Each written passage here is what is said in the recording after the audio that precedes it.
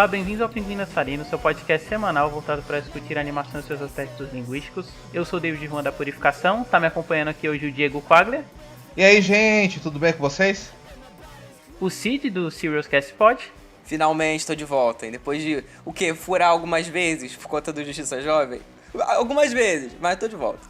E participando pela primeira vez aqui do Pinguim Dançarino, tá o Pablo Sarnento do Comic Pod e do Emoções Misturam Ovos, o Emo. É nós que voa pro chão. Então, como vocês já viram pelo título, a gente vai estar aqui hoje dando uma fugida, né? Evitando o tema de animação para falar um pouco de Scott Pilgrim, que é o primo descolado de Speed Racer, e o filme perfeito pra gente começar a falar de live action, já que ele é um filme que transcende a barreira do live action e da animação. Mais sobre o filme, logo depois da vinheta.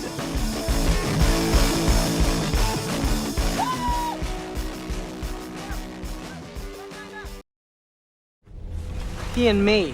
Don't you talk to me about grammar. I dislike you, capiche? Tell it to the cleaning lady on Monday. What? Because you'll be dust by Monday. Because you'll be pulverized in 2 seconds. And the cleaning lady, she cleans up. Dust. She dusts. So what's on Monday? Because it's Friday now. It's just the weekend's off, so Monday. Right?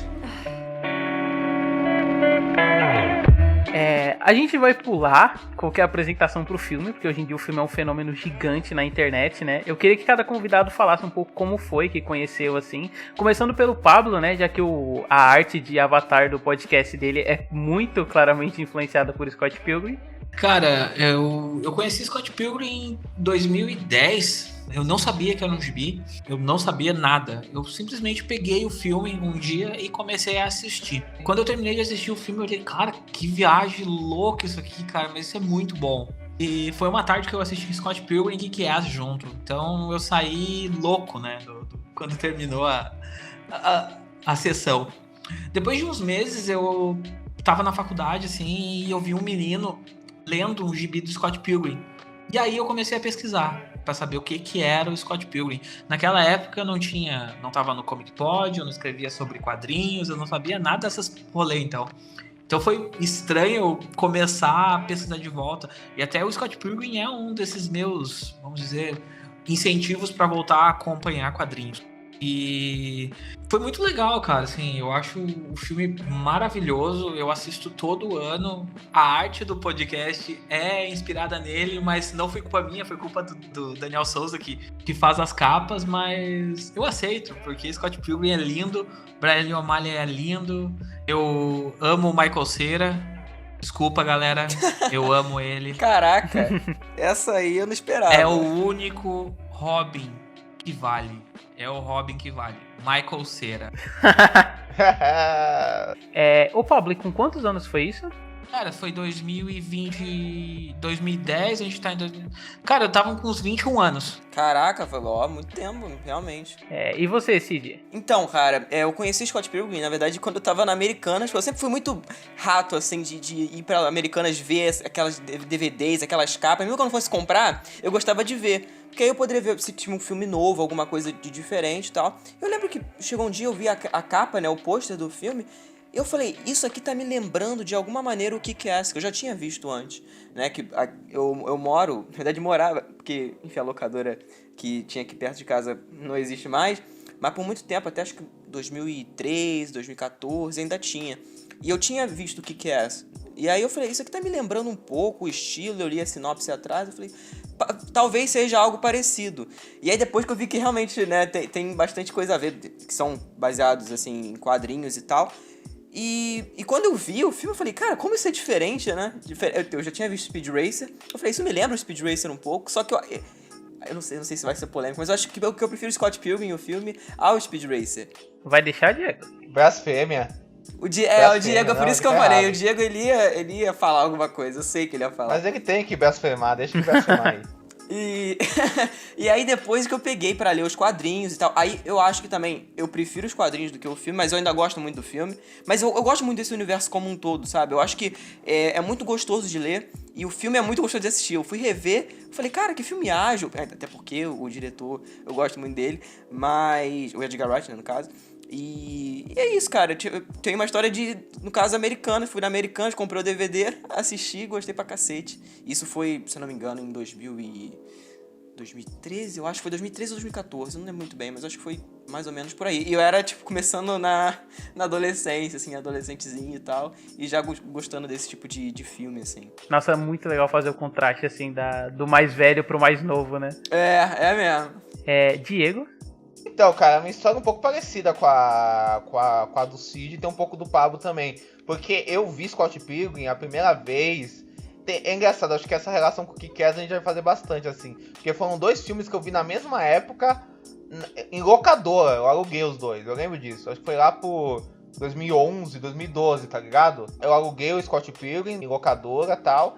Eu vi o filme, pô, e achei sensacional. Eu já era muito fã de Speed Racer e tal, já era muito fã desse estilo Wachowski, essa coisa que misturava, essa coisa meio pop, que misturava animação, misturava quadrinho, com desenho, e esse jeito de contar história, esse tipo de montagem, esse tipo de visual, já é uma coisa que desde moleque me pegava muito, assim.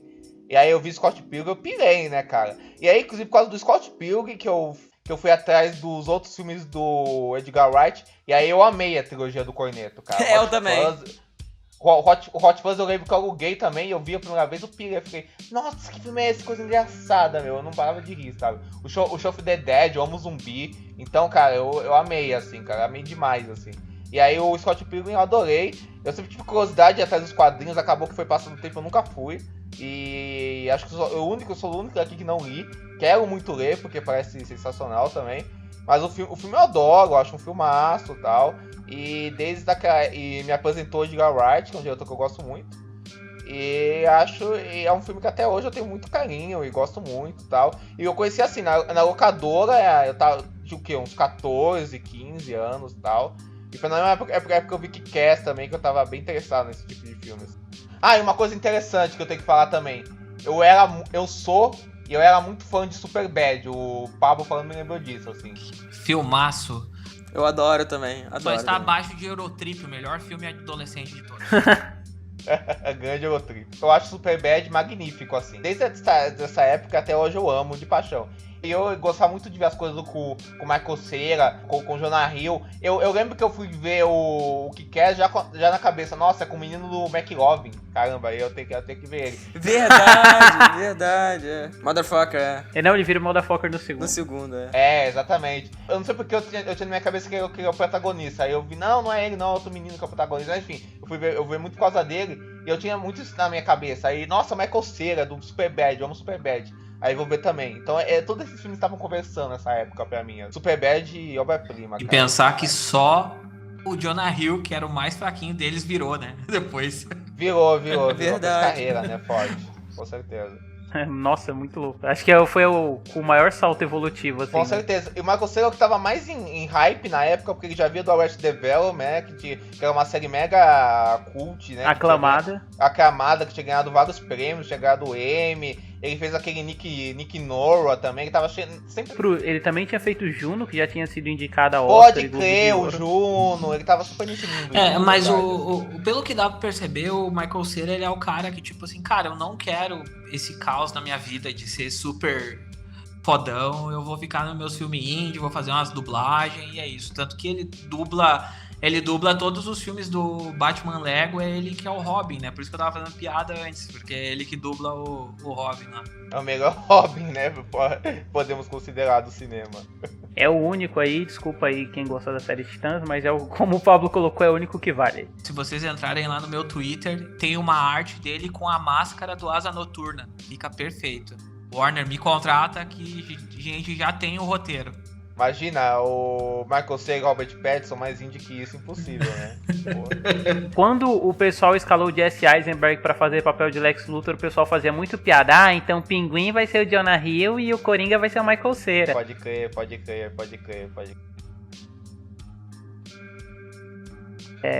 Eu acho que a minha relação é mais diferente de todas, assim, com o Scott Pilgrim, porque eu tava na escola e eu gostava muito de ler aquela, não sei se já ouviram falar, Revista Monet, que era uma revista, né, de cultura pop, cinema e tal. Sim, lógico. Eu Isso não é regional, assinava, inclusive. Ô, louco. E aí eu li uma matéria sobre Scott Pilgrim, né, e aí eu nunca vou esquecer, porque a primeira imagem que eu vi nem era uma imagem que dizia tanto sobre o filme, a estética dele, nada. Era aquela imagem de quando a Julie chama eles pra ir conversar com a Amy Adams na sala e o elenco todo tá olhando pra um lado. E aí eu lembro que, sei lá, me pareceu diferente, até porque depois tinha as imagens do elenco segurando os personagens 2D e tal, né? Por já ter o Michael Cera, como a gente comentou, acho que ele era o grande diferencial pra esses filmes. Eu adorava a Juno e ele fazer o papel de namorado esquisito / gostoso da Juno, né? Que é uma relação complicada. Me atraiu muito, assim. E aí, a mesma coisa que vocês, né? Eu vi, eu fiquei visualmente encantado, corri atrás das coisas do Edgar Wright. Eu achava muito louco o filme usar da possibilidade de outras linguagens, assim, dentro dela mesma, sabe? Tanto o negócio de videogame, mesmo sendo uma pessoa tão ligada em videogame, achava legal ver em tela representado. E a própria estética de quadrinho, né? Tipo, dividir a tela, você usar das expressões cartoonizadas nos personagens. Pô, achei muito sensacional, assim, pra falar a verdade. Eu não sei se quando tu lê o quadrinho tu entende depois do filme um pouco melhor, porque tem até os cortes entre cenas, né? Tipo assim, tem um corte que eles estão fazendo e tal, que é como se fosse a página passando e é exatamente o corte que tu vai ver no gibi, porque tem horas assim que o gibi e o filme é tipo igual, é idêntico, todas as passagens são idênticas, assim, é muito louco o quanto o Edgar Wright fidedigno nesse quesito, assim. Eu acho engraçado isso, né? Que aí já entrando um pouco numa discussão que eu quero propor pra vocês, que é tentar observar e entender por que ele virou esse fenômeno tão grande na internet, né? Tipo, tem esse lado fidedigno, mas ao mesmo tempo eu acho que o filme ele tem uma linguagem muito própria, que surge dele tentar ser alguma coisa próxima do quadrinho. Por exemplo, quando você tem a cena lá que ele tá falando da Ramona no quadrinho, ele fala, cadê a Ramona? Ele faz um sinalzinho com os dedos, né? Que é o cabelo dela. Só que o filme, ele tá muito interessado em criar um universo no qual a linguagem cartunesca se manifesta dentro da fisicalidade humana. E aí ele pergunta, igual no quadrinho, se ele conhece a Ramona, e aí, em vez dele fazer o movimento com os dedos, né, que é uma coisa muito sóbria, surge um desenho do nada na mão dele para representar a Ramona. E aí eu acho que o filme ele acaba criando uma linguagem muito própria na tentativa de ser muito fiel ao quadrinho. Não sei se vocês sentem isso também. Eu acho que isso rola, ao meu ver, porque o Edgar Wright, eu acho que ele é um diretor inteligente. E ele entende que, como ele tá adaptando essa história para outro meio, ele tem que, como ele gosta muito da essência dessa história e do que essa história diz, ele quer pegar o que essa história já faz lá no quadrinho, com as possibilidades de linguagem que o quadrinho te dá, mas adaptar essas possibilidades de linguagem para dentro do cinema e criar em cima disso. Então todo esse lado pop, de referências que existem no quadrinho, ele acaba expondo no cinema de uma maneira claramente cinematográfica, sabe? Assim, do que ele pode criar cinematograficamente, ou visualmente, esteticamente, por aí vai. Aí eu acho que tem muito disso, sabe? Assim, sabe? Da montagem do filme, tem muita referência a desenho japonês, por exemplo. E tem muito essa coisa dele traduzir esse tom de ironia visualmente dentro do filme, sabe? E eu acho que isso que acaba sendo interessante. Não é tipo, por exemplo, o Watchmen do Zack Snyder, que ele quer ser tão fiel ao material original que deixa aquilo truncado, sabe assim? Não, acho que o Edgar Wright ele é fiel, mas ele cria em cima daquilo usando o meio que ele tá. Essa comparação com o Watchmen, eu acho ela bem justa e até mostra a capacidade do Edgar Wright enquanto diretor mesmo, né? Porque o Zack Snyder, ele usa o potencial da página só como iconografia, né? Ele simplesmente reproduz para gerar um apelo estético na audiência, enquanto o Edgar Wright ele usa da possibilidade do gibi e da abstração em live action para representar o mundo psicológico daqueles personagens, né? Não são uma série de referências pop que elas brotam do nada. Elas dizem muito sobre aqueles personagens e como eles veem o mundo, né? Com certeza. E o meio que eles estão, do que eles gostam desse mundo de música, rock, quadrinho japonês, quadrinho em geral, super-herói, mangá, anime. Videogame. Cara, pra mim, quando eu vi aquela parada muito de, pô, Mortal Kombat, sabe? Aquelas coisas de jogo de briga mesmo, que era o que eu jogava com meu irmão, era o que eu mais gostava de jogar, porque era uma competição mesmo, né? E a gente vendo isso no cinema, assim, eu não lembro de outro que tenha sido, pelo menos de cabeça agora eu não tô lembrando, de outro que tenha sido tão bacana, assim, sabe? Tão livre, parece realmente que é uma coisa descompromissada, ao mesmo tempo tão bem feita. Aquela cena que ele tá lutando com o personagem do Chris Evans, eu acho maravilhosa, eu morro de dar risada, e ele apanhando. Ele apanhando e apanhando. E eu gosto muito disso. Eu acho que começando pela logo da Universal já sendo diferente e tal, já te bota naquele clima do filme. Eu acho que tudo vai construindo, sabe? Aquele clima, aquela coisinha daquela cidadezinha. É muito bonito, é muito... Até várias vezes tem cenas que eu fico tipo, caraca, cara. É meio contemplativo isso aqui. É diferente, sabe? Ao mesmo tempo que ele tem o lado galhofa, ele consegue abraçar isso tudo, sabe? Eu acho que o roteiro do filme ele é muito inteligente porque ele consegue ter os momentos engraçados, mas ele também tem um lado muito sensível, sabe? Bonito, sabe? Assim, como ele olha pra aqueles personagens, sabe? Isso eu acho muito legal. E o elenco é ótimo, né? Eu amo o Kirk Culkin, por exemplo, fazendo um amigo gay do Scott. Eu acho maravilhoso. Cara, sobre o elenco, velho, é um monte de galera que, tipo, tava prestes a estourar ou já estourando, né? E cara, não tem erro, assim, todos os personagens são bem escritos e a gente entende aquela evolução do Scott, né? Porque querendo ou não, o Scott é um babaca do caralho, e aí tu vai ter que entender por que ele é um babaca do caralho, pra depois tu entender por que ele tem que se desconstruir e deixar de ser um babaca do caralho. É exatamente essa a história, né?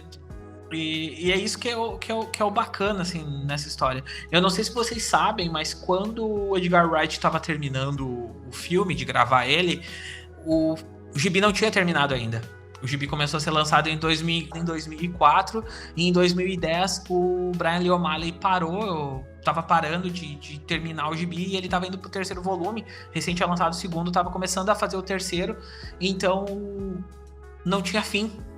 E eles não sabiam que fim usar.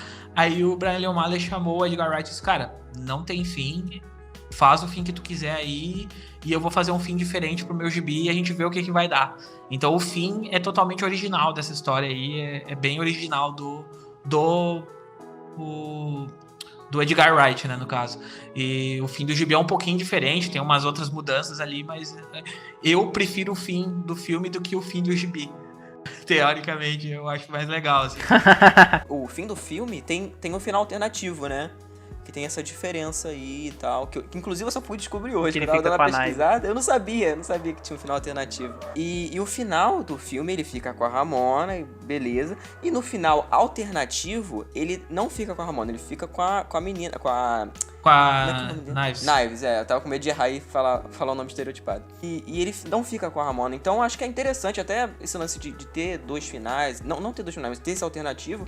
Por mais que eu prefira ainda o original, que foi realmente o corte e tal. Eu acho interessante essa visão, né? E eu não lembro, como eu falei, eu não terminei de reler o último volume. Qual que é o final da HQ? A conclusão é parecida, né? Porque ele termina com a Ramona, só que o arco do que leva ele a isso tem uns elementos diferentes, né? Tipo, tem uma parte que ele passa um tempo na floresta, e aquilo que o filme trata como uma piada, né? Dele se resolvendo com ele mesmo, é todo um arcozinho de sonho dele vestido de Zelda. Então tem lá sua cota diferente, né? A batalha dos gêmeos Katayanagi, eles sequestram a Kim muda de cidade, tem bastante coisa ainda. Verdade, eu tinha esquecido. Caraca, eu tô com vontade de reler agora. Eu só não releio porque eu emprestei os 2 primeiros volumes pra um amigo meu e não voltou até agora. Porque ele disse, eu tô lendo aqui. Nunca faça isso. Não, cara, não, mas esse aí é parceirão. Pode deixar lá que quando ele terminar ele vai me entregar de volta. Geralmente é dessa galera que não volta. Não, mas né? Agora então eu vou contar uma história pra vocês. Esse meu amigo, ele se separou faz uns 6 anos, mais ou menos. Quando ele se separou, ele tinha um monte de mangá. Mas pensa em mangá, assim, cara, mangá rodo. Ele chegou na minha casa com o carro lotado de mangá e disse, pega pra ti tudo, é tudo teu. Eu disse, cara, como assim? Não, pega pra ti porque eu não tenho onde guardar, fica pra ti aí, usa, lê, quer botar fora, quer botar fogo, não precisa, me dá. Cara, ele me deu um Nausicaa, sabe o gibi Nausicaa do Hayao Miyazaki? Aquele especial com slipcase e coisa, que custa tipo 400 conto, ele me deu fechado um desses. Assim, pega pra ti. Então, cara, ele pode ficar lá com o meu Scott Pilgrim enquanto ele quiser, cara. Quando ele quiser me entregar de volta, ele me entrega. Beleza, tá de boa. Eu queria ter a versão colorida. Eu não tenho a versão colorida porque não é muito mais cara, né? A versão colorida, e ela nem saiu no Brasil, eu acho, se eu não me engano, ela saiu uma vez só. Não saiu não. Não saiu, infelizmente. Porque tem umas piadas que mudam. A piada da cor do cabelo da Ramona muda, né? Na outra edição. Porque na versão em preto e branco eles falam, o gibi foi publicado originalmente em preto e branco. E aí na versão colorida, essa piada funcionava quando o gibi era preto e branco. Então tem todo... É bem legal, assim. Eu acho o Scott Pilgrim um gibi, tanto o gibi quanto o filme, que são dois trabalhos que entendem muito bem o formato que estão sendo feitos e tentam usar o máximo de ferramenta possível. Sim, total. Assim. Nem, tipo, a parada do 8 bits ali, a brincadeira de pegar a vida, o roxinho que aparece, aquela coisa toda. Eu acho muito interessante, tanto um quanto o outro, os dois funcionando, assim. Porque são dois gênios trabalhando, né? Querendo ou não, o Edgar Wright e o Brian Lee O'Malley são dois gênios na arte deles, né? E é isso que é bacana, assim, eu gosto muito do como esse arco dos personagens, e toda vez que eu leio e reassisto o Scott Pilgrim, eu pego uma coisa nova. Primeira vez quando eu li lá em 2010, eu não tinha essa noção, tipo, de machismo tóxico, essas paradas todas que hoje a gente comenta mais abertamente entre nós, sobre misoginia, essas paradas, né? Então, tipo, era uma história de um cara que é bacana, que umas minas, que eu achava que as minas estavam sendo babacas com ele, mas no final ele se dava bem, entendeu? Tipo, aí a segunda vez que eu li, tipo, em 2016 ou 2017, eu já vi uma coisa totalmente diferente. Eu disse, não, cara, o Scott é um pau no cu, velho. Desculpa, tô falando a palavra, não posso. O Scott é um babaca, entendeu? Ele não pode estar tratando as pessoas assim, sabe? Como é que ele vai tratar a mina que ele curte pra caramba dessa forma, sabe? A mina tá lá dizendo pra ele, chega lá e diz pra mim, não te quero mais, acabou a Knives. Não, ele fica lá enrolando a Knives e leva a Knives pra um lado, leva a Knives pro outro, até porque eu já passei por um relacionamento nessa linha, assim, de eu ser muito mais velho que a mina, e, cara, é uma bosta pra terminar. Eu entendo ele nesse sentido, porque é uma bosta mesmo, assim, sabe? Porque, tipo, a mina te vê naquele momento lá, né? Tu é um cara mais velho, mais maduro e pá, e a mina te vê, tipo assim, meu Deus, ele é super foda. Cara, eu só queria dar uns beijos, rolou, acabou, cada um pro seu lado e deu, entendeu?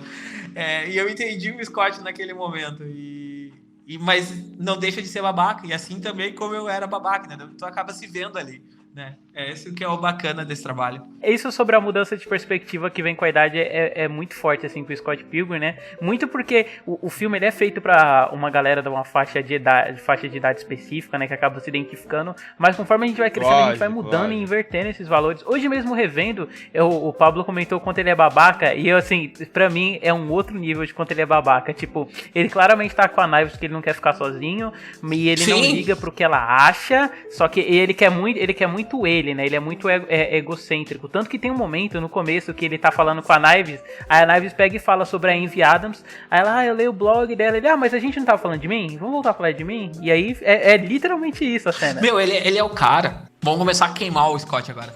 Ele é um cara egocêntrico do caralho, assim, sabe? Tipo, todo mundo já passou por isso, mas tu tomou um pontapé na bunda tão bem tomado, mas tão bem tomado, assim, foi com aquela de 3 dedos na bunda, sabe? E tu fica, porra, velho, eu só quero que alguém goste de mim pelo que eu sou, sabe? Exato. E é isso que é bacana no Scott, sabe? E o Scott, ele não entende que ele é um cara de 19 pra 20 anos namorando uma mina de 14 pra... 23. 23, isso. 23 anos namorando uma mina de 14. Tipo, cara, ele só quer que a mina diga que ele é foda pra caralho. Mesmo ele não sendo, entendeu? É só isso que ele queria. Mas dá pra ver que isso é babaquice pra caramba também. No quadrinho, inclusive, né? O negócio de apresentação dele é o melhor. Mas eu acho isso legal no Scott, assim. O Scott, ele representa muito uma geração, querendo ou não a minha, um pouco, mas ele representa muito esse tipo de coisa, esse tipo de merda que o cara faz e vai tomar na cabeça até aprender.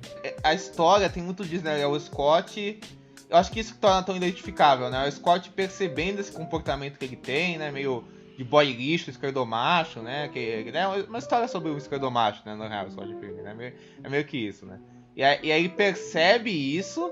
A história toda é perceber isso, o estrago que ele causa a ele mesmo, os outros com isso, assim, e o que tá ao redor dele, e essa realização dele para ele mudar e se tornar uma pessoa melhor, né? E o filme faz isso de uma maneira muito natural e identificável, né? O Contra HQ, imagino, sem ser moralista também, mas falando desses assuntos com com uma prioridade muito grande, tanto é que o negócio, da forma que ele vê a Ramona, o filme sempre deixa claro que ele que tá idealizando ela, né? Ele que tem essa ideia idealizada dela, e o negócio dela ter vários namorados, né? E vários tipos de ex-namorados malvados que vão atrás dela, tudo, e desse histórico de relacionamento que elas têm, e o próprio histórico de relacionamento que eles têm, como isso é identificável, né? Em vários níveis com as pessoas, né? Como isso é real, sabe?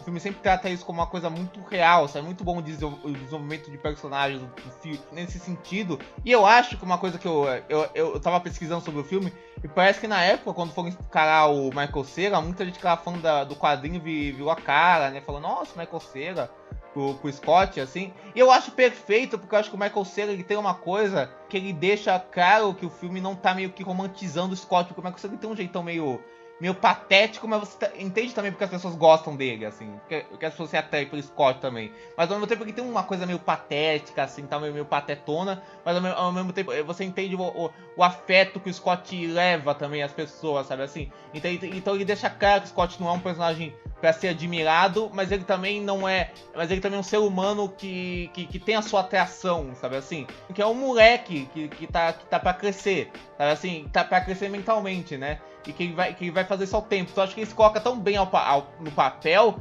que você percebe até o comentário que a história faz dentro da escalação do ator e do casting, sabe? Eu acho isso muito inteligente, assim. E ele tem aquela cara de bunda padrão, né, do protagonista. Eu acho que, inclusive, o Michael Cera, ele é um cara que a gente vê.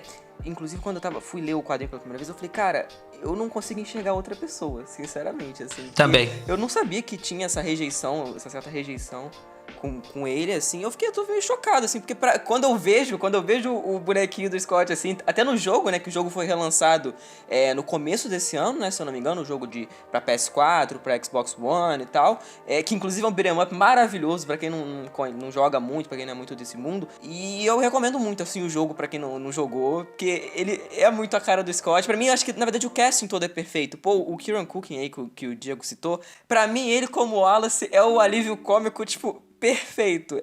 É maravilhoso. Inclusive ele no Succession, pra quem não viu. Pelo amor de Deus, já assista essa série maravilhosa. Ele tá incrível. Não, cara, o elenco, eu queria falar isso. O elenco eu acho perfeito. E tem uma coisa que o Pablo falou, que é, assim, são atores que estavam surgindo, estavam prestes a estourar, e você tem de todos os tipos, ó. Você tem o Michael Cera, que é o cara que tava mais famoso na época, que vinha desses filmes indies, dessas comédias, do Arrested Development. A Mary Elizabeth Winstead, que tá maravilhosa, que ela tava meio que estourando, né? Que ela tinha feito Sky High, tinha feito o filme do Tarantino, ela tava surgindo. Você tem o Kieran Culkin, que é o cara que era o mais desconhecido que tava aparecendo, que era o irmão do Macaulay Culkin na época. Nessa época, a família Culkin tava em alta, né, cara? Porque depois disso, o outro irmão deles foi fazer o Pânico 4 também, era muita coisa. Isso, o Rory Culkin, sim, exatamente. Então, eles estavam surgindo, esse pessoal. Aí você tem alguns atores que estavam vindo de franquias meio, não flopadas, mas sem muito sucesso de super-herói, né? Mal faladas, tipo Chris Evans, o Brandon Routh. Depois eles deram a volta por cima, né? O próprio, até as participações especiais, tipo, o cara lá da polícia vegana é o Thomas Jane, né? Que fez o Justiceiro flopado e tal. Você tem uns caras desse cenário de comédia, né?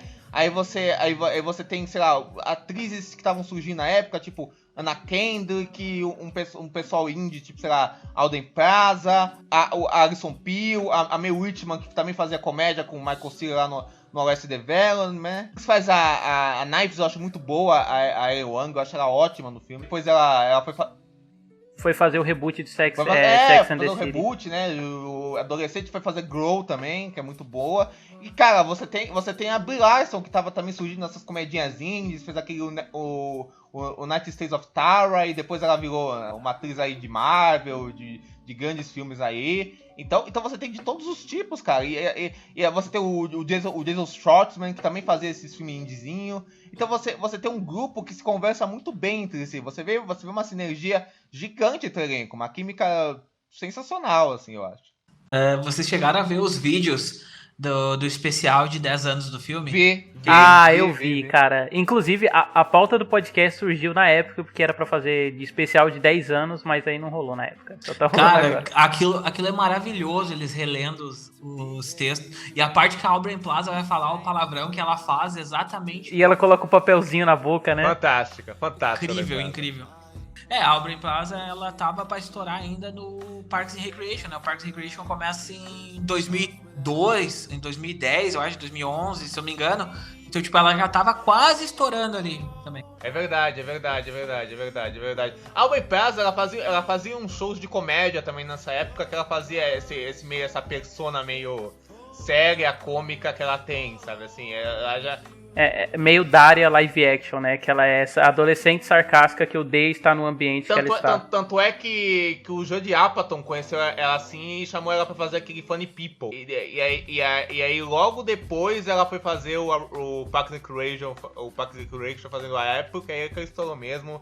Fantástico. Então o pessoal tava mesmo nessa fase de tipo semi-estourada, né? Kendrick, eu acho que não tinha feito aquele Pitch Perfect ainda. Já só tinha feito Crepúsculo. Eu acho que a Anna Kendrick tava fazendo Crepúsculo nessa época. Nossa, esqueci que ela tava em Crepúsculo. Ah, Crepúsculo, verdade. Ela é amiga da Bella. É verdade, ela deveria ter sido uma das mais famosas, porque um ano antes ela tinha feito aquele Up in the Air, que ela foi indicada pro Oscar, né? Aquele filme que o David ama, assim. Garlic bread is my favorite food. I could honestly eat it for every meal.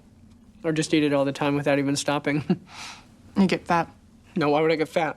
Bread makes you fat. Bread makes you fat? Uma personagem que eu queria ter comentado, que vocês começaram a falar, a gente começa a falar das mulheres do Scott, e a gente sempre acaba meio que esquecendo ela, é a Kim, assim. Sim, verdade. Kim é, tipo, a personagem que mais foi afetada pelo Scott em toda a história. Ela tá sempre puta com o Scott e tu não entende por quê. E, tipo, ela só queria ter ouvido assim, desculpa aí, velho. Não deu certo, felizmente acabou. Era só isso que o Scott tinha que ter feito, entendeu? E eu demorei tanto tempo pra entender, assim, tipo, eu achava, por que é babaca o cara, meu? Olha ali, o cara tá fazendo um monte de coisa pra ficar com a Ramona, quebrando o mundo inteiro, e ela lá com aquela cara de burro, enchendo o saco do cara, assim. É só desculpa, acabou aí, ó, valeu. Eu acho sensacional que, tipo assim, o filme não tem tempo pra desenvolver todos esses arcos, né? As complexidades igual o quadrinho. Mas o filme dá um pouquinho de espaço pra cada um, né? Por exemplo, a Kim, ela tá presente em todas as cenas, como o Pablo falou aí, mesmo ela fazendo só papel meio que de peso de porta. Ela, tipo, todas as cenas que ela tá, ela dá uma energia sarcástica pra cena, né? Que a gente tava comentando que depois virou os papéis padrões da Aubrey Plaza. E a gente nunca entende bem o relacionamento dela com o Scott até a primeira briga dele com a Ramona, né? Que é quando ele evidencia, assim, que as coisas não terminaram bem entre ele e a Kim, porque pra ele, que é babaca, tudo terminou bem, né? Porque ele seguiu em frente. Pra ela não, porque ela ainda tá lá na sombra dele.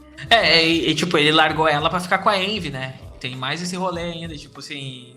Que é porque ele tá passando por esse momento maluco da vida dele, é porque ele tomou um pontapé da bunda de uma mina que foi embora e seguiu a carreira, virando uma artista gigante e deixou ele pra trás. E tipo, foi a mesma coisa que ele fez com a Kim, e ele não entende isso, é isso que é mais louco. Eu acho engraçado como o filme, ele coloca, tipo, o Scott como responsável dessas coisas, porque, tipo assim, ele tomou o pontapé da Envy, mas ele também tem esse ar infantiloide, né? Porque, tipo, toda a estética que a gente vê de videogame, de cultura pop, é como ele enxerga o mundo, e aí quando a gente vai conhecer mais sobre a persona dele, né? Ele vai apresentar a casa dele, a casa dos pais dele pra Knives, é literalmente em frente onde ele tá morando, sabe? Mostrando que ele nunca conseguiu crescer ao ponto de sair debaixo da asa dos pais, e ele ainda continua naquela fase de certa maneira, né? Ainda tá dependendo. Mas pais, é só mostrar, né? mostrar a questão da irmã, né? Quando ele tá com uma merda, ele liga pra irmã dele resolver. E a irmã dele é mais nova que ele. Então ele liga pra irmã mais nova resolver as tretas dele, entendeu? Tipo, isso é legal mesmo. é uma coisa que eu acho que é legal a gente falar. A gente tá falando muito do Scott, e a gente não tá falando da Ramona, que é esse contraponto do Scott, né? Porque a gente acha que a Ramona, o tempo inteiro, como a gente tá vendo a Ramona a partir dos olhos do Scott, eu acabo entendendo assim, tipo, ela é uma pessoa que não erra, aquela coisa toda. Quando ela maltrata ele, ou ele briga com ela, a culpa é dela e nunca a culpa é dele. E a gente tem que parar e, tipo, analisar a personagem, porque a personagem ela é muito interessante. Essa questão de mudar a cor do cabelo, de acordo com a vontade que ela tem, e ela ser super, tipo, liberal no sentido de não ter que se preocupar com o Scott e essas coisas, e ao mesmo tempo ela ter muito medo do ex-namorado dela, que, bem dizer, manipulava ela o tempo inteiro. E ela tá fugindo dessa manipulação. Então, quando ela sente que o Scott tá querendo começar a manipular ela foge. Isso que é bacana de ver na personagem. A personagem ela já vem numa tradição, né, de filmes que estavam tendo no cinema, que é da Maniac Pixie Dream Girl, né, que é esse arquétipo da garota que muda a vida do protagonista fracassado. Só como ela, tipo, como o filme aproveita desse estereótipo e vai criando uma personagem complexa, né, porque ao mesmo tempo que ela tem esse ar mítico em volta dela, também tem muitos elementos que parece que a mística construiu em volta dela só porque ela é mais madura que o Scott, sabe? Tipo, quando o Scott vai reclamar que ela muda o cabelo, e o problema não é ela ter mudado o cabelo, mas ela ter mudado o cabelo sem ter acontecido uma crise. Ela é uma mulher que ela sabe o que ela quer e como é que ele vai lidar com isso, né, enquanto pessoa que não amadureceu. Eu acho que a Ramona tem muito negócio também que o passado dela persegue ela, né? E o Scott é aquela coisa que ele não consegue crescer a ponto de ter um passado. Então nem é como se o passado estivesse perseguindo ele. Como se ele arrastasse o passado para todo lugar que ele passa. A Ramona não. A Ramona é o passado que tenta meio que pegar ela de volta. E ela é uma pessoa que já amadureceu, já passou por várias coisas. E o Scott não tá nessa fase ainda de amadurecimento, nem nada disso. Tanto é que a Ramona é perseguida por... Se você for ver, um relacionamento abusivo, né? Do passado dela e tal, assim. E aí ela tem muito forte esse contraste entre essa coisa dela ter aprendido a lidar com o tipo de pessoa que ela é, ter se reconhecido, né, psicologicamente, o Scott não conseguir fazer isso, né, o Scott ter essa dificuldade de olhar para ele mesmo e para o mundo ao redor dele, além do próprio egoísmo. A Ramona, eu acho que ela tem essa complexidade muito grande porque ela foi uma pessoa que foi conseguindo, tanto é que uma coisa que o filme inverte, é engraçado que o filme ele usa de certos arquétipos, mas cita eles, né? Tanto é que quando a Knives e a Ramona aparecem, parece que vai ser aquela coisa de Beth e Verônica, né? Aí uma é a menina certinha que tá no relacionamento com ele, a outra é a outra, tal, que tem um passado, que não sei o que mais, que tal, que vai ser a menina que vai virar a vida dele de ponta cabeça. Só que o próprio filme, a própria narrativa meio que cita esse jeito meio machista que o próprio Scott olha a situação e que as próprias personagens estão meio inseridas, sabe? Dramaticamente falando, sabe? Assim, de como a sociedade coloca elas. Bem isso, assim, acho que o conflito central que se desenvolve assim, em torno das personagens femininas é isso, né? Acho que é interessante que a gente pontuou que o filme ele é muito sobre a visão masculinista do Scott, né? Enquanto as coisas. Eu acho que até algumas gags elas se constroem meio que em torno disso, sabe? Tipo, quando ele vê duas mulheres brigando, ele acha que é por ele, nossa, isso tá mesmo acontecendo, sabe? É a questão do fim ali, sabe? Quando a Knives chega pra lutar com a Ramona e, tipo, começam elas a lutar, e aí, tipo, tem que chegar num momento e o Scott diz assim, pera aí, mano. Quando ele já morreu e voltou e entendeu que ele fez um monte de merda, né? Pera aí, vocês não tem que estar brigando. Quem foi errado sou eu que te traí, eu que te traí. Vocês tinham que estar brigando comigo, não entre si. E é esse o rolê que a gente entende, tipo, do crescimento do personagem. E é assim que a gente também vê a Knives crescer, por causa desse acontecimento todo, porque, querendo ou não, ela vê a Ramona como uma concorrente, né? E em momento algum tu consegue, e ela não consegue se habituar ao ponto de tipo, não, eu sou uma concorrente, eu quero ser mesmo essa concorrente, né? As pessoas veem ela como uma criança, então o momento inteiro ela fica ali diminuída no cantinho dela, pegando o Young Neil, que também não serve pra porra nenhuma. Então fica ali aqueles dois, entendeu? É meio que isso. E tu só vai entender o porquê que o Scott, o rolê todo, quando o Scott chega pra ela e diz assim, fiz merda aqui com vocês duas, vocês não deveriam estar brigando. O que eu acho bacana, e é ali que tu entende, porra, o Scott evoluiu em algum momento nessa história aí, ele precisou aprender alguma coisa. Não, e é engraçado o que a gente comentou, né, sobre a Knives ser essa personagem assim, e como o filme ele vai mudando como ele representa a Knives, né, porque no começo a gente tem muita cena panorâmica, é uma coisa bem lisa, assim, e é uma ideia bem de fluidez, assim, do relacionamento. E aí, conforme o Scott vai se desvinculando dela, né, e se apaixonando pela Ramona, ela vai se tornando meio que um estorvo na cena, ela brota do nada nas cenas, tipo, ela corta a conversa de personagem, sabe? Aquela cena que ela tá olhando pelo vidro e a câmera dá um zoomzinho, assim, como se ela estivesse stalkeando a banda trancada do lado de fora, sabe? E até acho que a gag mais famosa do filme, né, que é aquela de quando ela vai visitar o Scott, ela chega do nada e aí o Scott, ele pula pela janela.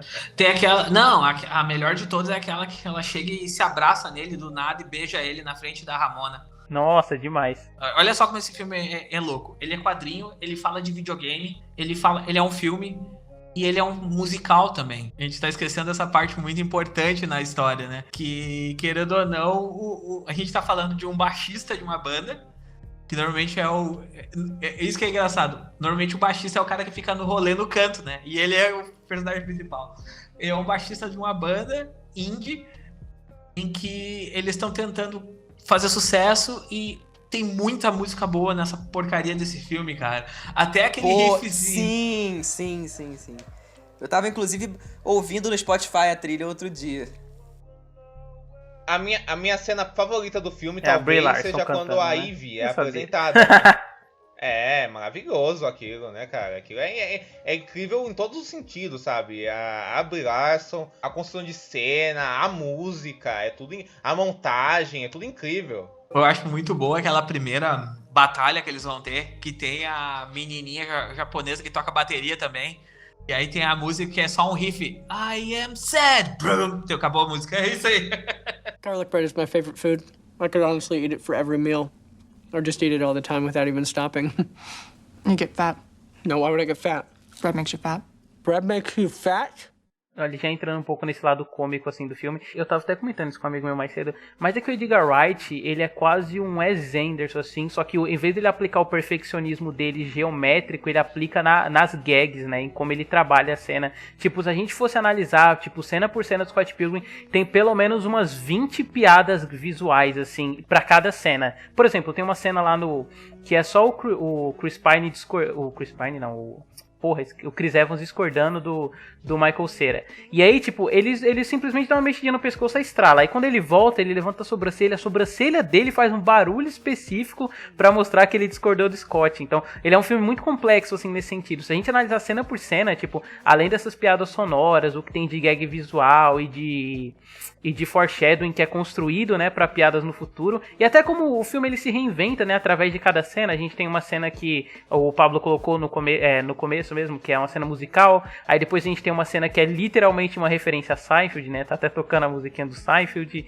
E aí depois a cena que é mais videogame explícita de todas, que é a puta luta de computação gráfica. Então eu acho que o filme ele é muito complexo, assim, e ele é fantástico, assim, em todas as camadas, pra falar a verdade. A gente comentou muito o desenvolvimento do personagem, mas o filme, enquanto linguagem, assim, enquanto ele brinca com os próprios recursos que ele cria, eu acho que é sensacional. E eu acho, assim, eu não sei se você tem essa sensação. Filme, né, cara? Ah, não, demais, assim. É que o Edgar Wright, se a gente for ficar falando da montagem dele, né, dá pra fazer um podcast à parte, Com assim. certeza. E é uma montagem que serve pros comentários estilísticos, visuais, de referências que ele tem, mas nunca é uma coisa só que engole só o filme, né? Bonitinha, exatamente, ou pra se chamar atenção. Não, tá, é totalmente naturalizado dentro do mundo daqueles personagens, sabe? Flui super bem, sabe? É muito legal, com ritmo. É esse o bacana, assim, o filme, o Edgar Wright é um cara incrível. E eu queria fazer uma pergunta pra vocês. O que vocês acham do Scott Pilgrim de carro do Edgar Wright? Porque pra mim, Baby Driver bebe demais de Scott Pilgrim. Ah, cara, eu tava comentando hoje com o Diego que eu acho, assim, o Baby Driver o pior filme do Edgar Wright. Só que eu não acho que falar isso seja um demérito, assim, sabe? É isso que eu tô fazendo agora. Eu tô vendo aqui pra ver se eu concordo. Porque ele tem... Cara, tipo, todos os filmes que eu vi dele, eu gosto muito.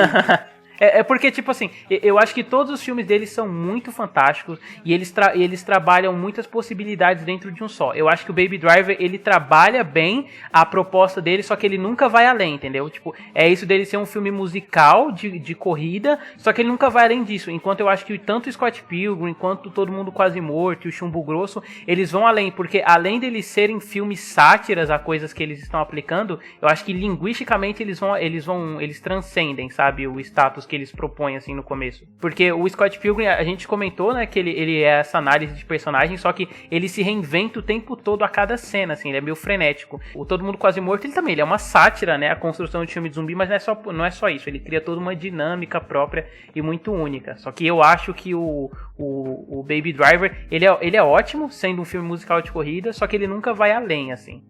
Eu acho o Baby Driver muito parecido no sentido de ter a Pixie Girl e esse rolê todo com...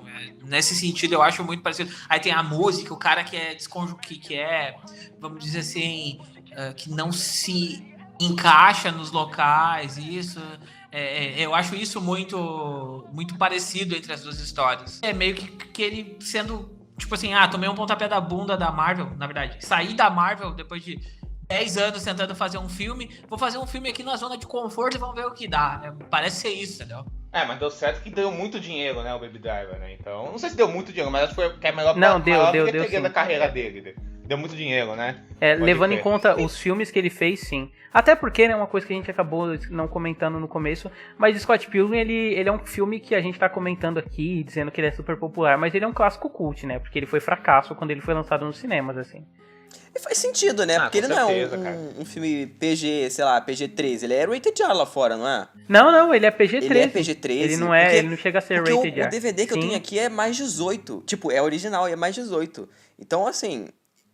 Cara, PG-13 eu não sei, mas eu acho que ele não é não, viu, Cid, assim. Deixa eu ver aqui. E tem certeza, tipo, mais 18? Porque no Brasil, aqui, Game of Thrones é 16 anos, cara.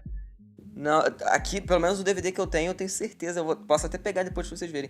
É mais 18 o filme, assim. Então, tipo, eu acho que pelo menos aqui no Brasil, sendo mais 18, sendo classificado como mais 18, não tem como ter uma grande bilheteria, assim. Tudo bem que depois, obviamente, foram tendo filmes que são mais 16, né? Que tem o Logan, o Deadpool, que aí, beleza. O Coringa mais recente, né? Que, enfim, que tem muita bilheteria e tal, mas acho que pra aquela época, filmes assim, desse estilo, toda essa cara própria, e ainda sendo essa classificação mais alta, acho que era meio óbvio, assim, que não ia ter dado tão certo, né? Financeiramente falando, né, claro. Com certeza. Eu acho que também o cinema naquela época, mais blockbuster, ele tava muito naquela fase do realista, sombrio realista, tanto que Speed Racer foi um fracasso também. Ele tava nessa fase que deixar o lúdico de lado, e também teve o lançamento do filme e tudo. E eu acho que ele acabou virando um clássico, cult, assim, e ter ganhado vários fãs, esse é um filme mega popular hoje em dia. Tipo, sei lá, um Blade Runner, quando lançou foi um fracasso também, hoje em dia é um filme mega popular, tipo, uma coisa assim. Eu acho que porque eu acho que ele tem uma coisa muito iconográfica, que trabalha muito com o olhar de uma geração, sabe? Nos relacionamentos, o visual, e tem várias referências pop. Eu acho que isso salta muito aos olhos, é muito identificável. Mas pegando o que o David e o Pablo tava falando, assim, do Baby Driver, cara, eu tava vendo aqui, e o Scott Pilgrim é o segundo filme que eu mais gosto do Edgar Wright, depois do Hot Fuzz. Mas eu acho que o Baby Driver eu coloco entre The Odd End, eu amo o Shaun of the Dead, mas não acho o Baby Driver tão menor que os outros, assim, apesar de entender o David. Porque eu acho que, tipo, eu acho que no terceiro ato, eu acho que o filme dá uma correria, e ele tem algumas literalmente facilidades narrativas. exatamente, né? Trocadilho aí. Ele tem umas facilidades narrativas, tal, e realmente ele repete muita coisa do Scott Pilgrim. Eu acho que ele também tem essa questão de explorar o gênero, que é o gênero de assalto, e de tirar um sarro disso, e ao mesmo tempo levar isso numa potência visual, sabe assim, de trazer esse tipo de estilo anos 70 pra atualidade, que eu acho muito divertida, sabe? Assim, eu acho que ele consegue fazer isso muito bem. Eu acho que ele é mais bem resolvido que o The World's End, que eu acho que o The World's End, quando ele é muito bom, ele é ótimo, mas eu acho que desses filmes da trilogia do Cornetto, ele é o que mais irregular, assim. Mas pra falar a verdade, não tem nenhum filme do Edgar Wright até hoje que eu acho ruim. Acho que todos os filmes dele são de bons pra ótimo, assim. Não, é o que eu falei, tipo, eu acho ele o pior filme do Edgar Wright, mas não como um demérito, entendeu? Porque eu não acho que nenhum filme dele seja ruim, entendeu? Só que, sei lá, todos os outros, menos o The World's End, pra mim, sei lá, eram 5 de 5, sabe? E aí chega o Baby Driver e é só 4. Hein? Eu gosto mesmo? muito do Edgar Wright, sim, eu adoro. Nossa, é o seu Tarantino, né, David? Eu citei o Tarantino, inclusive a Mary Elizabeth Winstead trabalhou no filme com o Tarantino, né? Que o Tarantino recomendou ele pro Edgar Wright. Por causa do curta lá, não é? Não, que curta, é do filme também, é o do... A Prova de Morte? A Prova de Morte, do Kurt Russell. Eu queria só fazer um parênteses, eu tava olhando aqui o Wikipedia, né? O amansa burro da internet.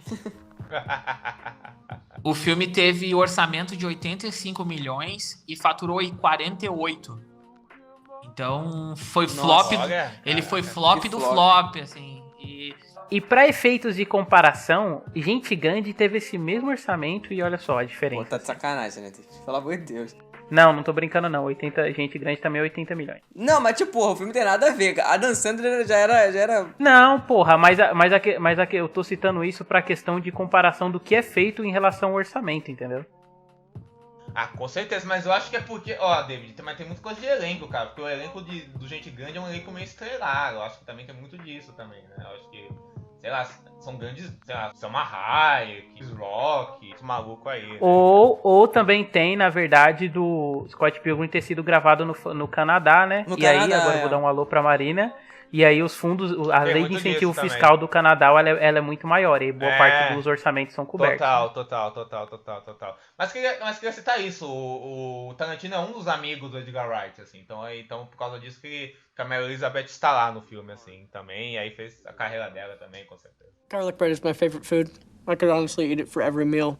Or just eat it all the time without even stopping. You get fat. No, why would I get fat? Bread makes you fat. Bread makes you fat? E já indo pra parte final do podcast, né? Eu queria que a gente tentasse entender um pouco o que foi o fenômeno do Scott Pilgrim na internet, né? Acho que muita gente já viu a piada dizendo que o Scott Pilgrim inventou as e-girls e tal. E parece um comentário superficial e bobo, né? Mas é meio que visível, assim, a influência estética do que ele acabou gerando na internet e o boom que ele teve depois, né? Tipo, mesmo tendo sido um filme fracasso de bilheteria que depois vendeu DVD, eu acho que hoje em dia ele tem um status na internet muito único, assim, é difícil encontrar filmes parecidos. Ah, com certeza, hoje em dia é um filme que todo mundo conhece quase, assim, dessa bolha aí de internet. Não, acho que o mais importante de todo mundo conhecer é que, tipo, todo mundo que fala gosta do filme, assim. É muito difícil eu ver uma pessoa que não... Acho que eu nunca vi, assim, nesse tempo todo de internet, uma pessoa que, meu Deus, eu odeio esse filme, sabe? Às vezes não ama, né? Mas gosta, né, Cid?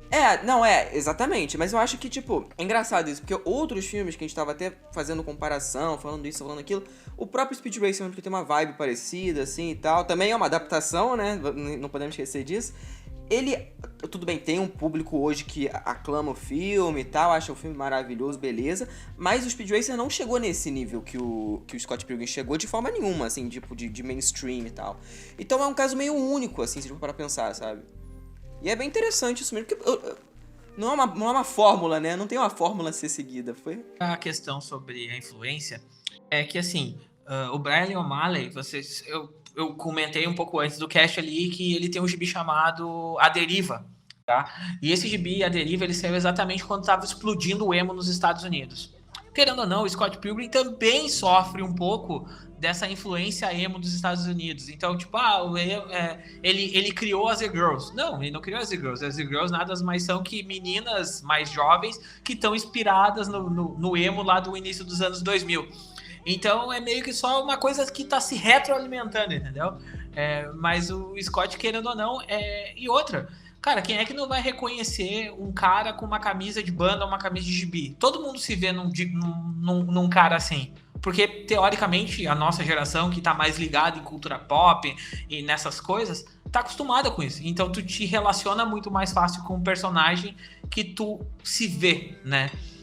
Uma falha que eu acho muito grande, tanto no gibi quanto no filme, é não ter personagens negros na influência do Scott. Assim, eu acho isso uma falha grande. Talvez hoje o Brian Lee O'Malley teria mais cuidado com isso, e assim como o Edgar Wright. Mas é uma coisa que eu sinto falta nessa história. Porque, tipo assim, pá, no Canadá não existe negro. Naquela cidade toda não existe um negro, sabe? Pra falar um bagulho. Tipo, Aparece um indiano, né? é a coisa do tipo... Cara, é muito fácil tu te encontrar naquilo ali. E, querendo ou não, uma história sobre um cara que é babaca, que tá aprendendo. Cara, 500 Dias com Ela faz sucesso até hoje. E tem gente que ainda não entendeu o filme. Então, e é um filme... Sim. Não, mas aí tem um outro aspecto que eu queria ressaltar, que aí eu super concordo com isso que o Pablo falou, da influência estética e do emo, né? Porque eu também acho que é o emo gourmet, o emo requintado, mas eu acho que tem uma outra coisa o emo também que TikToker. acaba gerando esse... Boa, emo TikTok. Mas eu acho que é o emo pra Instagram, né? Que é o emo muito mais estético do que qualquer coisa. Mas eu acho que rola uma outra coisa também com o Scott Pilgrim, que é o processo de formação que as pessoas tiveram, assim, e aí o contato com que elas foram ter com o filme depois. Porque o Scott Pilgrim, ele, de certo modo, ele sintetiza muitas coisas que as comédias do Judd Apatow, né, acabavam trazendo, assim, só que numa linguagem muito mais dinâmica e acessível, né? Tipo, sei lá, hoje em dia a pessoa pode achar o Virgem de 40 Anos um filme chato, entendeu? Por conta de como ele é montado e tal. Só que o Scott Pilgrim, por conta do estilo do Edgar Wright, né, e a montagem hip hop, ele dá uma energia muito única, assim, e aí de novo trazendo aquilo que a gente já comentou, né, que é a tradição de filmes tipo 500 Dias com Ela, ou O Noivo Neurótico, a Noiva Nervosa, do Woody Allen, que é esse arco masculino de amadurecimento, né, e que a gente também citou um pouquinho no Superbad. Eu acho que tem muito disso, assim, no Scott Pilgrim. Não, com certeza, sem dúvida. Esse amadurecimento masculino, com certeza. Eu acho também que, cara, o Scott Pilgrim, pegando o que você tá falando, o que o Paulo falou, o que o Cid falou, eu acho que também, vamos comparar, por exemplo, o Speed Racer, ele tem toda uma trama familiar, uma coisa doce, até uma crítica social, um lance de como ele fala com a família e tal, tudo isso, mas ele é muito radicalizado, né, nessa questão visual dele abraçar a fantasia e abraçar o tipo de filme que ele quer fazer, abraçar o material original e pensar o material original enquanto cinema e fazer uma viagem emocional, criativa, enquanto a animação se mistura com live action, e é maravilhoso, e efeitos gigantes e filme perfeito. Só que eu acho que ele pode espantar muita gente por causa disso, assim, porque é muito radical nesse aspecto, que é, ao meu ver, incrível, mas eu acho que espanta certas pessoas. No Scott Pilgrim, eu vejo, pelo que o David falou, ele mesclar todas essas referências, mas tem uma suavidade no filme, no sentido do humor, da sensibilidade. Ele é um filme mais suave, assim. Eu acho que acaba fazendo as pessoas entrarem com mais facilidade. Ele tem códigos de cultura pop que são mais identificados juntos com a cultura pop que a gente criou. Então, sei lá, o cara nerd, a menina de cabelo rosa, o rock, o videogame, tudo isso está de forma mais clara no filme, sabe? São códigos de forma mais clara. Aí eu acho que faz ele ser mais... ele esquentar mais as pessoas, assim, sabe? Assim, Tu até trouxe a questão da mina rosa, da menina com cabelo rosa, ou do menino com cabelo colorido, pra te ver como muda também, né, a quesito estético. Lá no começo dos anos 2000, comecinho lá, o cara que conseguia ficar com uma menina de cabelo ruivo, né, a menina de cabelo ruivo era a menina mais adorada do universo. Quando a gente muda pra agora, 2010, nessa segunda década, é a mina de cabelo colorido, que é entendeu? A mudança também estética que existe nesse sentido, né? Claro, o cara tá olhando a mina como se fosse um troféu quase, mas é a questão, tipo assim, do Homem-Aranha que criou no cara aquela ideia que a Mary Jane, por ser ruiva, é a menina mais bonita da escola. A Ramona, por ser cabelo colorido e ser toda punkzinha, é a menina que o cara quer pegar. Tipo, tem esse rolê. Pra mim, Scott Pilgrim nada mais é que uma comédia romântica pra homem, assim, tipo, é exatamente isso. Nossa, ótima conclusão, que é literalmente isso mesmo. Uma comédia romântica que olha pra masculinidade falando, eu vou olhar pra você, sabe? Assim, uma coisa meio... Eu vou analisar você de ponta de pé, de cabeça, e vou desvirar você, que é o que o filme e o quadrinho, imagino eu, faz com o Scott. Então é bem isso mesmo, ele usa esse código de comédia romântica, mas tipo pra falar desse protagonista masculino que a gente sempre viu, que o David citou, do que Dias com Ela, do Woody Allen, só que de um jeito dessa leitura popzera, né? Bem isso. Tipo assim, irônica, só que sentimentalmente sincera, assim. Então, tipo, ao mesmo tempo que ela tá expondo, né, o arquétipo, ela não deixa de sensibilizar por ele. Não, com certeza, com certeza. Nossa, agora conversando me bateu até uma tristeza, assim, que tipo assim, é foda, né? Reparar que, sei lá, várias outras coisas que aplicam esse mesmo olhar sobre comédia romântica feminina nunca conseguem o mesmo espaço que o Scott Pilgrim tem. Tipo, o Diego me indicou, né, e eu tô vendo agora o Crazy Ex-Girlfriend, e ela é exatamente tudo isso que a gente tá comentando, entendeu? Ela tem um apelo estilístico muito forte, e aí ela olha muito pras estruturas de comédia romântica e como a personagem feminina é tratada ali, né? Só que, né, como é um produto voltado pra um público feminino, ela não consegue o espaço que ela deveria ter, né? Tanto que ela, tipo, acabou recentemente, só que é uma das séries de mais baixa audiência da história da televisão. Caraca, não sabia disso não. Ela foi, pra você ter uma ideia, ela ficou só sendo renovada porque ela era sempre aclamada e indicada a muito prêmio, entendeu? Mas ela tá listada como uma das séries de mais baixa audiência, assim. Caraca, não sabia não. Por exemplo, um filme dos anos 90 que eu acho que faz isso, sem esse aspecto estilístico também, que é O Casamento do Meu Melhor Amigo, né? Que subverte essa questão da comédia romântica, da personagem de comédia romântica. E a protagonista é meio uma vilã, meio amoral, sabe assim? E aí o filme brinca com esses arquétipos de comédia romântica e o que eles querem fazer, sabe assim? Mas é verdade, acaba que não tem esse... É um filme muito amado, adorado aí pelo pessoal, mas não tem a mesma... não coloco ele no mesmo patamar que o Scott Pilgrim. Eu acho o filme maravilhoso igual. Mas rola muito esse machismo, com certeza. Com a comédia romântica em si e com esse tipo de coisa que trata ela dessa forma, com certeza. Porra, caralho, segundo programa que a gente fica reclamando do male gaze, né? Tem alguma coisa acontecendo aí. Então é isso, vamos pras considerações finais? Vamos dar nota pro filme também ou não precisa? Vocês acham que precisa pra Scott Pilgrim? Então tá, tudo certo. Eu vou dar minha nota então, já que vocês não querem saber a nota. A minha nota é melhor adaptação de quadrinhos já feita na história do cinema. Ponto. Olha, polêmica. Caraca. Mas bom, boa escolha. Eu acho que é muito fácil de concordar, hein, pra falar a verdade. Eu não, mas enfim, cada um. Não, eu também não. Mas justo. gosto muito. Peraí, mas qual que vocês estão em mente aí que vocês falaram não? Não, vai virar outro programa. Não, depois a gente conversa. É outro programa, mas tem várias. Depois a gente conversa. 2, Batman Retorno. Ah, não, pode escrever, pode Criei o caos já. Já criei o caos, né, cara? Sabia. Então, considerações finais sobre o filme, começando pelo Diego. Opa, cara, eu adoro Scott Pilgrim, é o segundo filme do Edgar Wright que eu mais gosto, depois do Hot Fuzz, que eu recomendo pra todo mundo que não viu. Inclusive vejam a trilogia do Torneto, que é maravilhosa, incrível. E o Hot Fuzz, então, é o ápice, ao meu ver, assim, é um filmaço, assim. Scott Pilgrim eu acho um filmaço também, por tudo que a gente já falou, não vou ficar me repetindo aqui.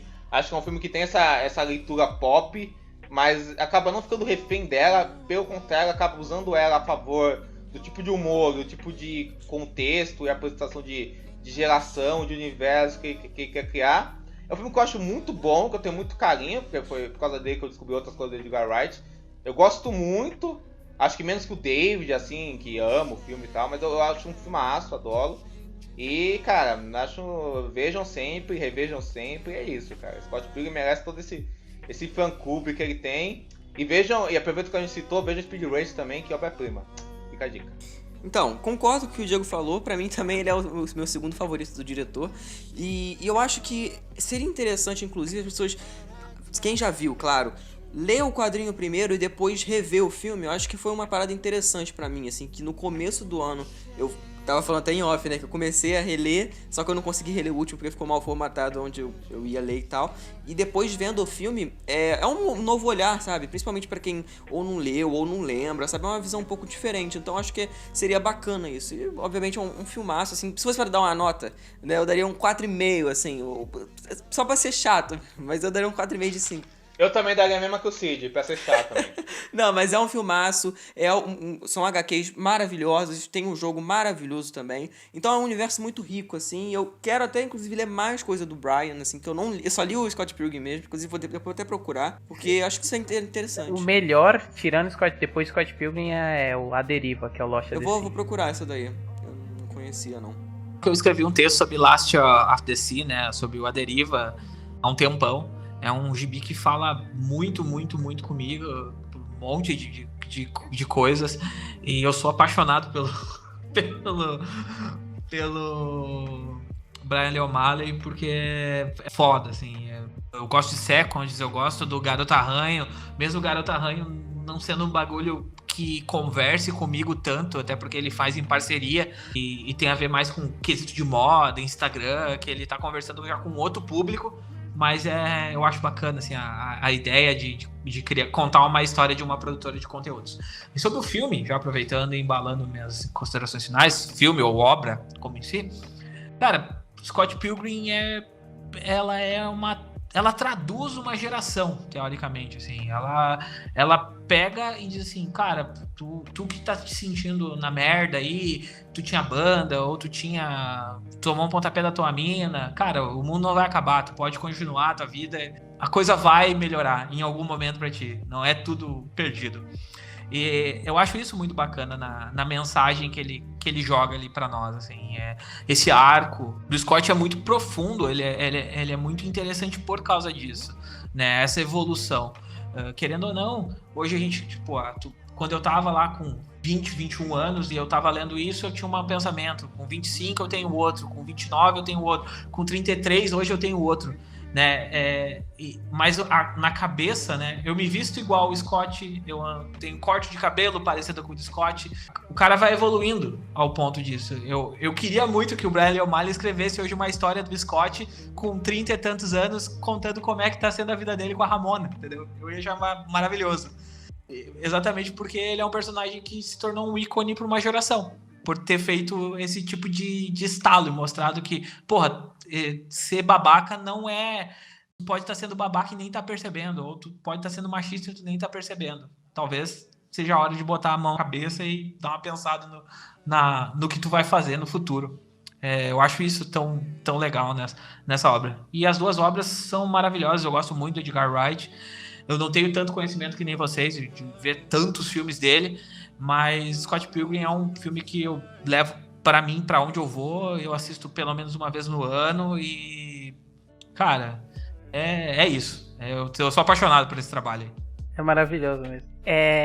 Eu só reitero tudo que já foi falado aqui. Eu também virei muito cadelinha do Brian Lee O'Malley depois que eu li Scott Pilgrim, depois que eu vi o filme. E eu acho que ele tem uma coisa muito única, assim, como ele representa o zeitgeist do jovem e como ele tem um cuidado muito sensível, assim. O texto do Pablo, inclusive, é ótimo sobre o A Deriva. E eu acho que o A Deriva ele é a obra dele que, depois do Scott Pilgrim, é a que eu mais gosto, porque ele vai muito por um lado quase espiritualista, assim, sabe? E no sentido de como ele trata a adolescência como uma coisa maior, assim, na vida daqueles personagens, não só como uma fase, sabe? É muito sobre o sentimento, sobre a intensidade do que é sentir enquanto ser jovem. E eu acho que o Scott Pilgrim, ele também tem isso em vários momentos, é o que acaba me fazendo gostar dele, sabe? É um filme que foi importante, assim, pra minha formação como cinéfilo mesmo.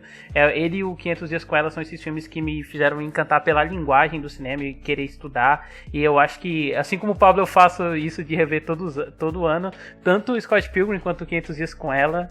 E acho que é isso mesmo, gente. É um filme fantástico. Então é isso, eu só queria que cada um falasse onde a gente encontra o trabalho de vocês, começando pelo Cid. Bom, então, eu tenho um podcast sobre séries, que é o Serious Cast, um podcast quinzenal. Inclusive, quando esse episódio sair, creio eu que já tenha soltado o episódio sobre Lost, episódio que deu um baita de um trabalho, pra não falar um puta de um trabalho, eu falei um baita de um trabalho só pra ser family friendly. Pô, cara, esse vai ser maravilhoso. Então aqui, já fazendo jabá, ouçam se vocês gostam de séries, sigam lá, tem em todo lugar, né? Bota o feed lá em qualquer... Tem no Deezer? Pior que no Deezer é o único que não tem, que filha da fuça. Mas ninguém se importa com Deezer. Mas é barbado de botar lá, cara. Só tu largar teu link, em 2 horas eles botam no feed. Só falta realmente a gente ter essa coisa de fazer mesmo, mas depois a gente vai colocar. E é isso, assim, eu sou @OCideSouza no Twitter e no Instagram. Se vocês quiserem me achar em qualquer rede, procura lá CID, Souza com Z. Se tiver eu lá, é porque realmente, né, não tem muitos Cid Souza no mundo. Então, enfim, é um pouco mais fácil. Vocês podem me achar no meu Twitter, que é @Decora2, Instagram @Decora2. Eu vivo no Letterboxd, que é a rede social de filme que eu mais uso, que é Diego Quara lá. Eu tenho um blog chamado Fui Cinema, um canal no YouTube que também chama Fui Cinema. Eu participo dos podcasts Fita Errada, que é o Gustavo, o Cid estava, né, mas teve que nos deixar, infelizmente, mas tá lá, a presença dele está lá por vários podcasts, então vocês podem ver, ouvir a voz do Cid que é maravilhosa e pá, não sei o quê. Exatamente. Eu participo, eu tô sempre aqui no Pinguim do Salino, de convidado fixo, né, aí eu escrevo pra sites, tipo Cineplot e tal, então pra me achar é fácil, eu sempre falo de cinema, série, essas coisas culturais, assim, arte, cultura, tal, divertimento, entretenimento. Então sempre aqui é um prazer, gente. Foi muito legal ter esse papo sobre esse filme que é tão legal discutir. Primeiramente, eu quero pedir desculpas, né, por ter atrasado a gravação desse podcast tanto, porque tiveram que fazer uma bagunça do inferno para poder conseguir fazer ou participar. Então eu já peço desculpas antes. Pessoal, os ouvintes, esse podcast não saiu antes por minha culpa, tá? Seguindo aqui, cara, vocês podem me ler no Terra Zero, que tá fora do ar nesse momento, mas em breve volta. Podem me escutar no Comic Pod, né, no podcast sobre quadrinhos, DC Marvel, Tico-Tico no Fubá, o que vocês achar que... O que vocês virem quadrinizado, a gente fala ou vai falar no Comic Pod. Então, se liga lá. A gente tem um programa muito legal para sair aí, que tá pronto já tá dentro do forno para sair sobre Surfista Prateado do Dan Slott e do Michael Howard. Então, isso é uma informação exclusiva do podcast. Então, louco! O Comic pode voltar, o primeiro programa é esse. E vocês também podem me escutar no podcast chamado Emoções Misturam Ovos, ou também só chamado de Emo, que é um podcast que fala sobre a cultura emo no Brasil e no mundo. Ele é um podcast que eu entrevisto alguns artistas do hardcore ou do emo brasileiro, ou converso com coloristas de quadrinhos, quadrinistas, roteiristas, estilistas, tipo, tudo que tem relacionado ao emo, que é esse nicho que foi tão forte dentro do Brasil, eu converso com eles. E nessa segunda parte, porque tem uma temporada de 2020 com 21 episódios, agora tá saindo a segunda parte, eu tô conversando sobre a mudança do emo nesses últimos anos, em como o homem branco, cis, heterossexual deixou de ser protagonista nessa história e passou a dar espaço para minas, para negros, para asiáticos, para pessoas não binárias, gêneros neutros. Tudo isso hoje é dono do emocore junto com essa galera. Então é um podcast que está apresentando um novo mundo para novas pessoas e deixando de lado um pouco a nostalgia e olhando para o futuro. Bacana. No Twitter, @pabsarmento, no Instagram, @pabsarmento, e eu escrevo de vez em quando pro Proibido Ler, de vez em quando tá no Terra Zero, e é isso aí. Sensacional, sensacional. Então é isso, queria só agradecer a presença dos convidados, né, do Cid, do Pablo. Felizão que a gente conseguiu fazer nosso primeiro programa sobre um live action, né, depois de 25 aí, praticamente. Agradecer muito pela presença dos convidados, falar que a porta tá aberta, né? Quando vocês dois verem que a pauta vai causar com alguma coisa que vocês já têm interesse, é só convidar. Inclusive, Pablo, podcast de desenhos emo, né? Quem sabe? Me chama, pode chamar. Só dá um grito que eu apareço. Então é isso, pessoal. Até semana que vem com o próximo episódio. Valeu. Alô! Valeu, gente.